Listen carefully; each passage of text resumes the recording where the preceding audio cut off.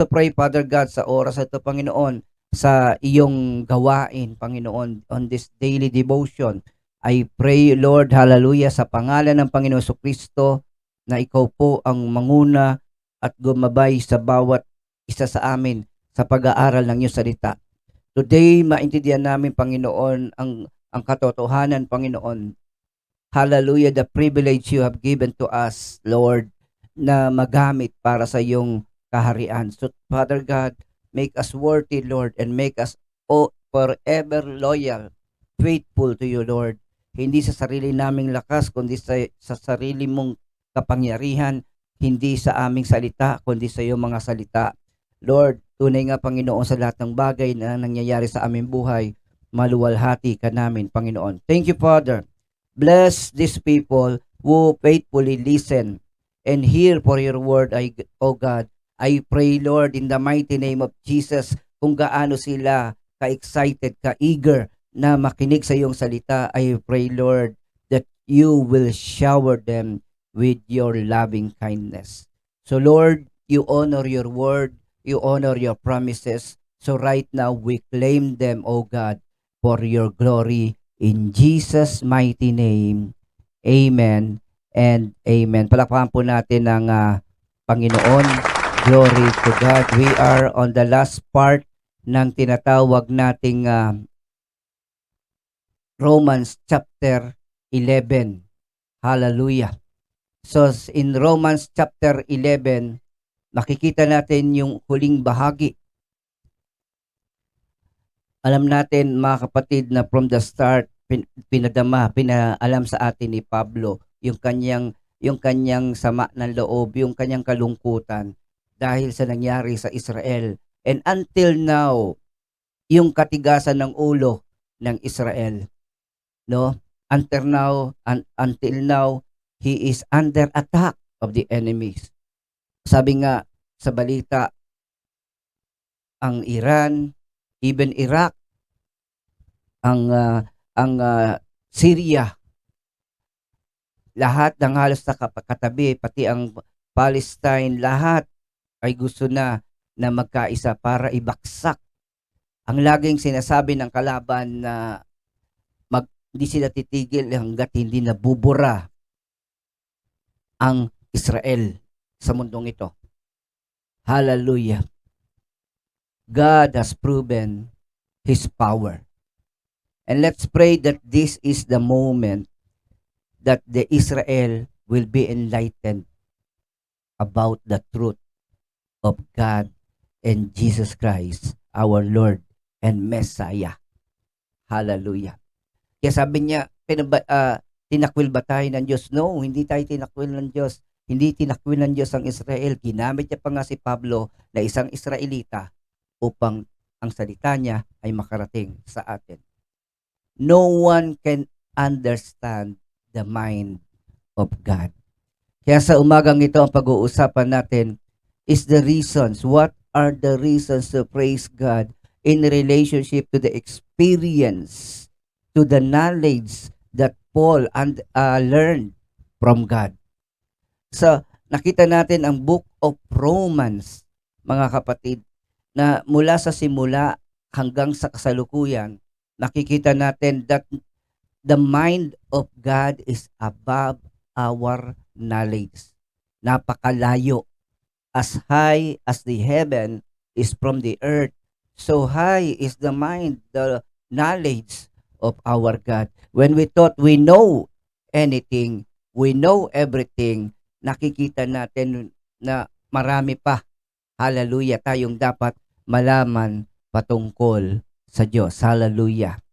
Praise God. Sabi nga dito ng Romans 11:33, napakasagana ng kayamanan ng Diyos.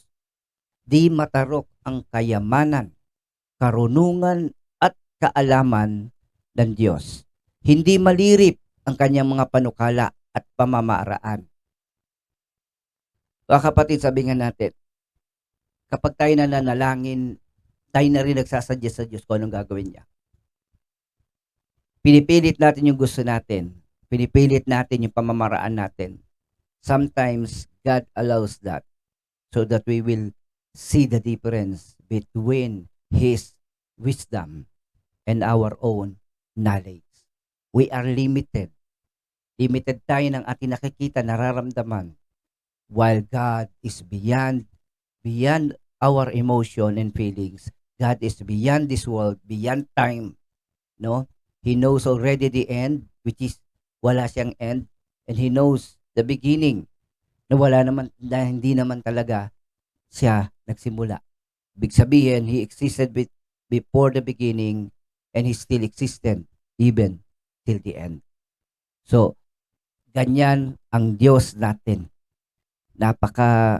Sabi nga, bakit ginamit niya si Pablo who thinks himself as the worst?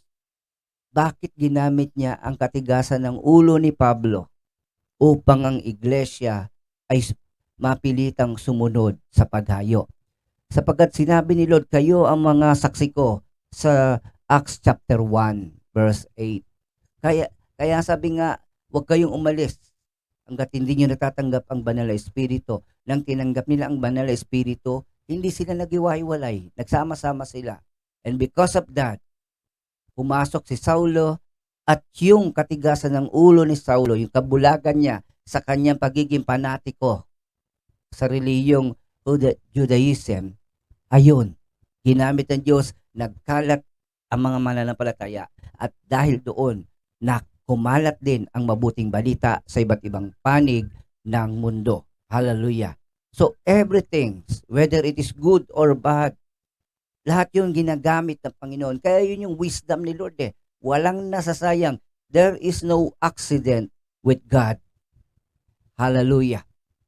Ganyan ang sabi ng 11:33, that hindi mo nga maintindihan ang nilikha niya, ang araw at gabi, ang pag-ikot ng mundo sa araw, ang pag-ikot ng buwan sa mundo, ang mga bituin sa langit. Ang lahat ng yun, hallelujah, hindi nagkakabangga-bangga at hindi nawawala sa kaayusan.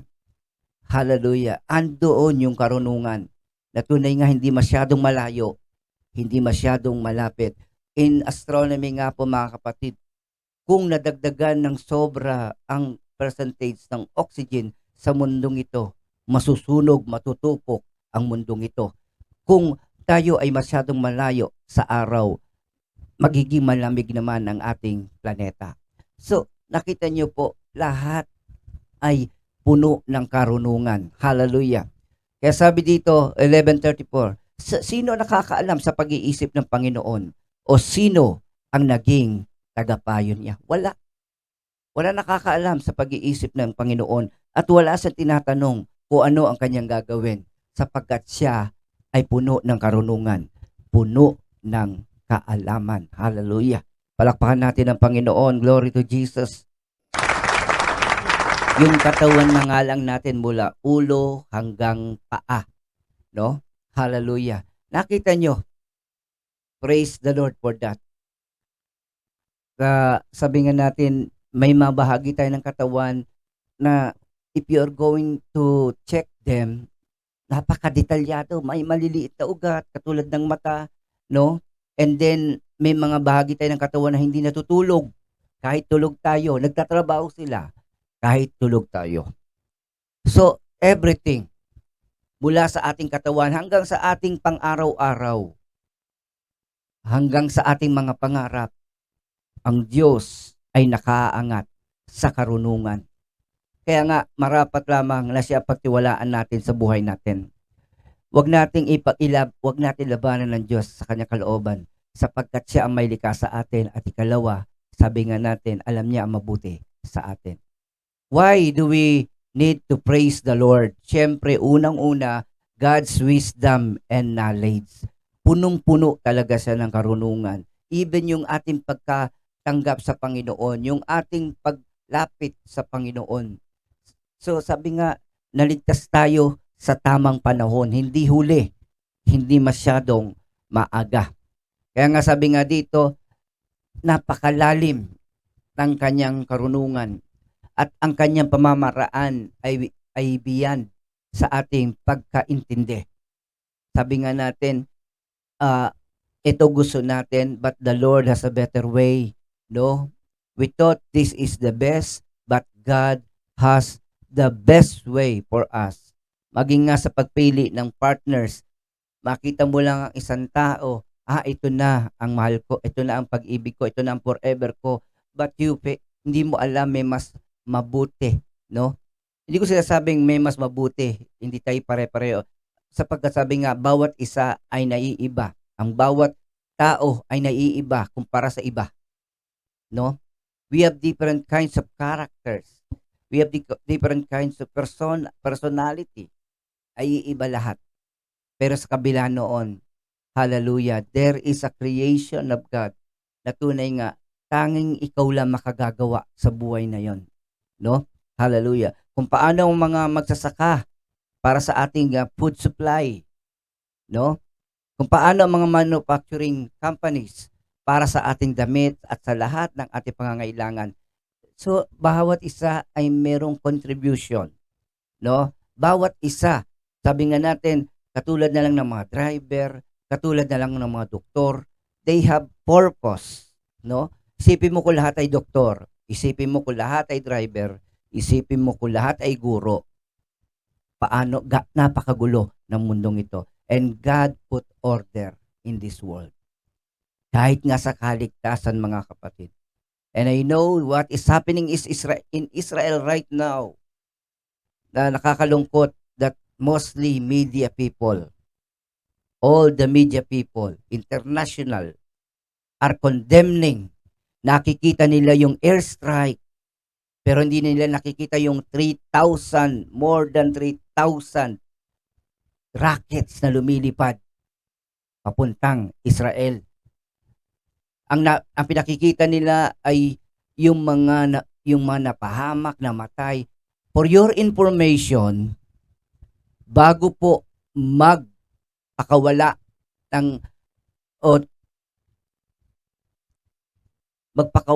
ng rockets ang Israel, binibigyan niya ng warning.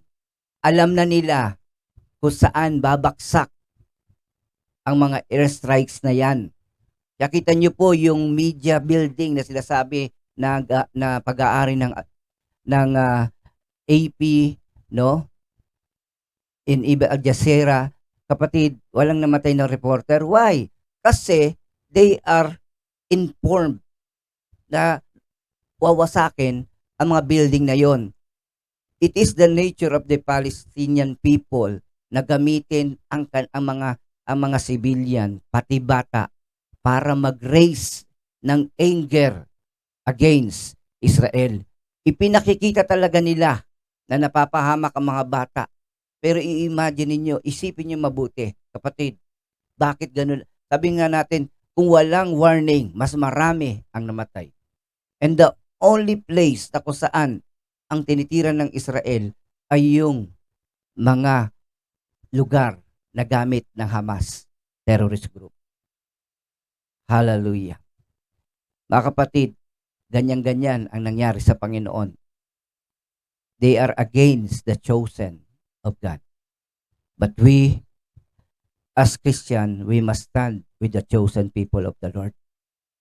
Mga kapatid, ang isang territorial problem na naging digmaan, ngayon, hindi na siya political war. Siya ay religious war na. When yung mga Muslim ay nagpahayag ng pagsuporta sa kanilang mga kapwa Muslim against Israel. Hallelujah. Praise God. But God's wisdom and knowledge, we know that Israel will be saved. Israel will be restored. And Israel will be the final sign. Hallelujah. Bakit po sinabi? Naalala niyo po kahapon na hindi manunumbalik ang Israel hanggat hindi nakukumpleto ang bilang ng mga hintil na lalapit sa Panginoon. Hanggat hindi nahahayag ang salita ng Diyos sa iba't ibang dako ng mundo, kapatid, hindi manunumbalik ang bansang Israel. At kapag ang bilang na tinalaga ng Diyos ay nakamtan na, then ang bayang ito ng Israel ay manunumbalik sa Diyos. at sila'y ililigtas ng Diyos. Kaya sabi ko nga sa inyo mga kapatid, baka mamaya at the end of this conflict, padating na ang Panginoon. Be ready for that. So sabi nga natin, why do we need to praise God? Because of His wisdom. Sabi nga ni Job, who does great things and unsearchable, marvelous things without number. Hindi mo kayang bilangin ang kamanghamangang gawa ng ating Diyos. Ngayong itong taong ito, ang dami nating nakita, iba't ibang kulay ng moon, pink moon, red moon, blue moon, no? So these are astronomical phenomenon, no? At kung ano-ano pa. Hallelujah, the eclipses, the solar eclipses, lahat. Mga kapatid, these are wonderful things para sa mga astronomers, but I tell you, hanggang ngayon, na-amaze sila. Sa kahit every 6 months, there is an solar eclipse, na-amaze sila. Hallelujah. Psalms 147:5, great is our Lord and abundant in power. His understanding is beyond measure. That is our God. That is our Father. That is our Abba. Amen. Palakpakan natin ang Panginoon. Glory to God. Hallelujah. Job 37 verse 5, sa isang salita niya, ang milagro ay nangyayari na di kayang unawain kahit isiping mabuti. Alam niyo po, ang kaguluhan sa Israel, by the word of God, it will stop. By just His word, merely the word of God, everything will stop there. Kaya kapatid, walang mahirap sa Diyos. Ephesians chapter 3 verse 8, sabi nga ni Pablo, ako ang pinakahamak sa mga inirang ng Diyos, gayon may minarapat niyang ipagkaloob sa akin ang gawaing ito. Ano yung gawaing ito? Ipahayag sa mga hentil ang mabuting balita tungkol sa masagana at di malirip na pagkapalang nagbubuhat kay Kristo. At ang pinakamaganda sa lahat ng karunungan at kaalaman ng Diyos, that even the worst of all, even the worst sinner of all can be turned, can be changed. Hallelujah. Hallelujah. Kaya kapatid, may pag-asa tayo. Hallelujah. Romans 11:35, sino ang nakakapagkaloob ng anuman sa Diyos para siya na may gantimpalaan? I have nothing, not even the worship and praises that we sing to the Lord comes from us. They came from God. They came from the Holy Spirit. You have nothing to offer na hindi galing sa Panginoon. Kaya sabi nga dito, meron bang kailangan ng Diyos sa atin para siya ay manatiling Diyos? Wala. Hindi siya ay independent from any of His creation. No? He will exist. Kahit hindi niya nilikha ang tao, the Lord existed before. Hallelujah. And right now that the Lord created us, He still existed in protecting us. Hallelujah. Kaya nga, wala. Ang Diyos natin ay nag-iisa. 11:36, sapagkat mula sa Kanya at sa pamagitan niya at sa Kanya ang lahat ng bagay, sa Kanya ang karangalan magpakailanman. Amen. Sapagkat mula sa Kanya, we all came from the Lord. We are all God's creation. Wonderful creation. We are God's amazing creation. Hallelujah. At sa pamamagitan niya at sa lahat ng bagay, everything here galing sa Panginoon. Designed by God. Hallelujah.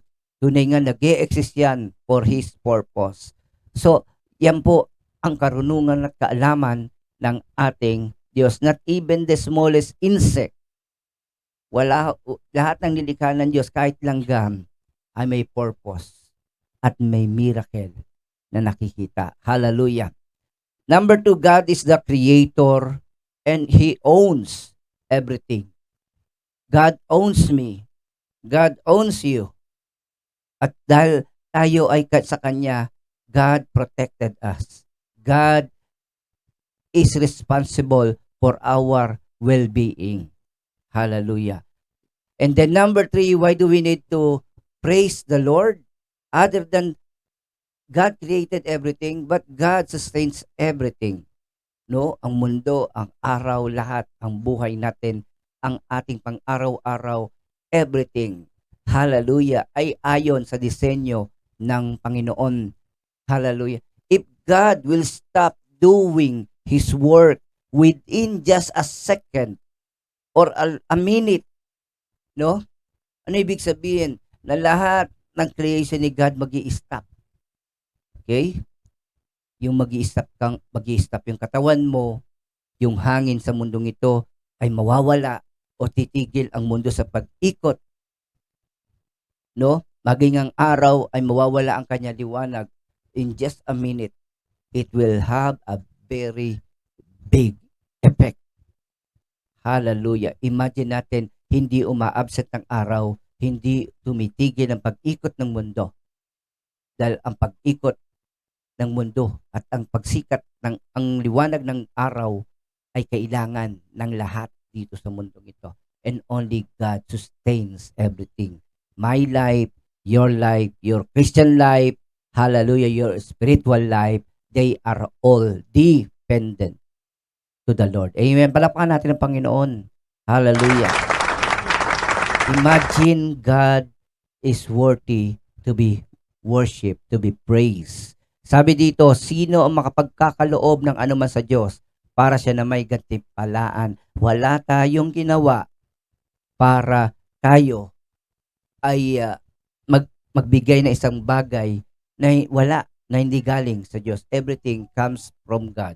Before our needs arise, God already provided. No, bago niya tayo nilikha, binigyan niya tayo ng tahanan, no, na pamamahalaan natin. Bago dumating ang pangangailangan natin, nandun na ang katugunan, no?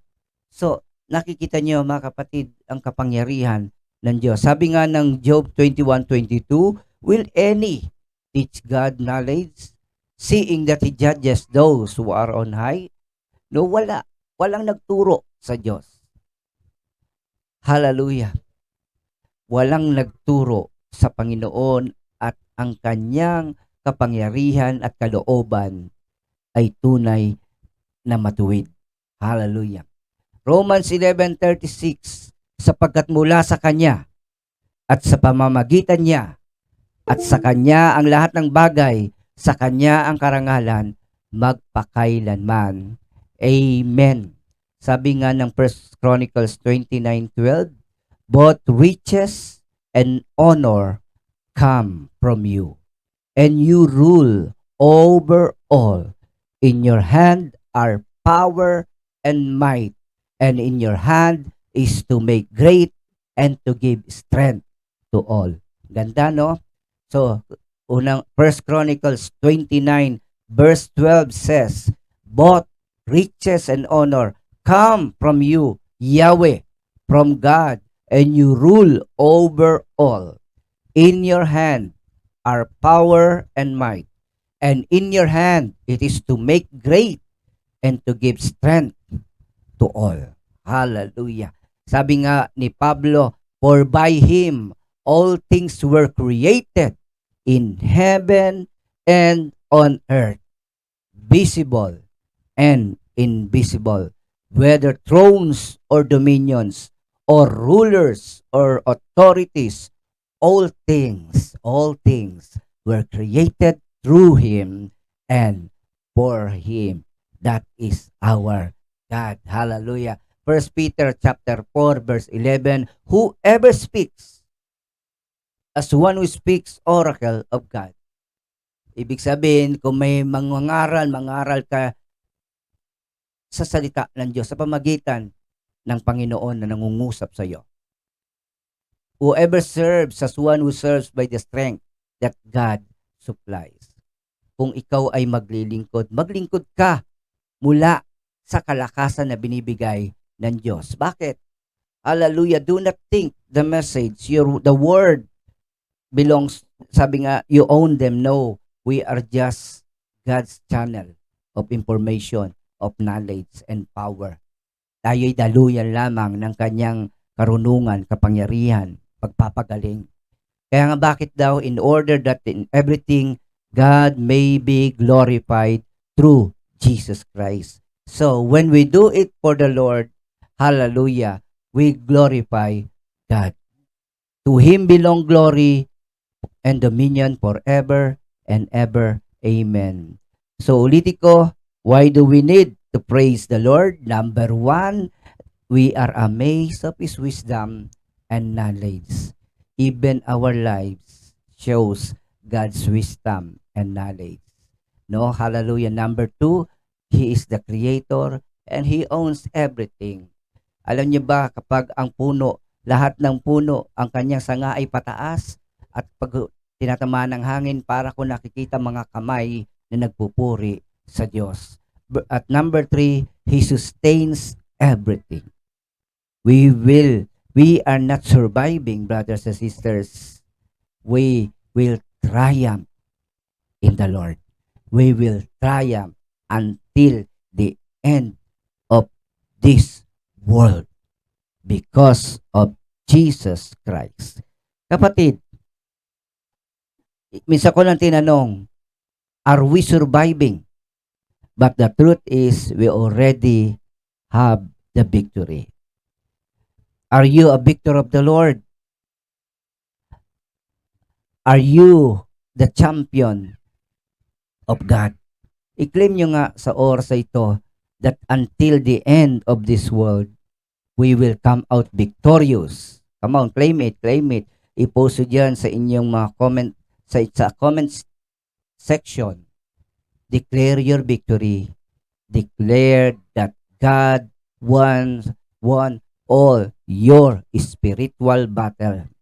That God already, hallelujah, given us the victory through Christ Jesus Christ. Through Christ Jesus our Lord. Hallelujah. Claim it mga kapatid. Sa osa to, today, even in your businesses, sa inyong mga negosyo, i-claim nyo na ang victory ni Lord that today, hallelujah, na itong mga produkto mo ay kailangan ng mga tao. Hallelujah. Hindi ka nagkaroon ng produkto na hindi kailangan ng tao. So, even yung mga businesses nyo, hallelujah, is God's channel of blessing. Hallelujah. Para hindi magutom ang iba. Para hindi maligaw ang iba. So, nandyan ang mga businesses. Andyan ang mga negosyo. Come on, people of God. Trust God. Ipagkatiwala nyo sa Panginoon lahat yan. Even your work. Hallelujah. Even your company. Hallelujah. God placed you in that company. So, you glorify the Lord and claim that company as God's company. No? Walang bagay dito sa mundo na hindi pag-aari ng Panginoon. At kung hindi pag-aari yan ng Diyos, ikaw na anak ng Panginoon, ikaw na tagapagmana, you can claim it. Hindi ko sinabi agawan mo ng trabaho yung may-ari. Ang ibig ko sabihin, Lord, use this company. Lord, be glorified in the company na kung saan dinala mo ako. Dinala mo ako dito para mapabuti at makasunod sa kalooban mo at hindi para mapahamak. So, thank you. Thank you, hallelujah. Thank you, Father God. Thank you, Lord, for this day, Lord. Thank you, O God, for every one of us, Lord. Thank you, Lord. We worship you. We glorify your name. Thank you, Lord. Hallelujah. Sa iyo ang kapurihan. Hallelujah. Sa iyo ang lahat ng karangalan. Sa iyo ang lahat ng pasasalamat, O Diyos. Dakila ka, makapangyarihan ka, kamangha-mangha ka, aming Ama. Palakpakan natin ang Panginoon. Glory to Jesus. Hallelujah. Praise God. Salamat po sa mga nakinig. This day, let us worship the Lord. Who compares to you? Praise God. You who sets the stars in their place.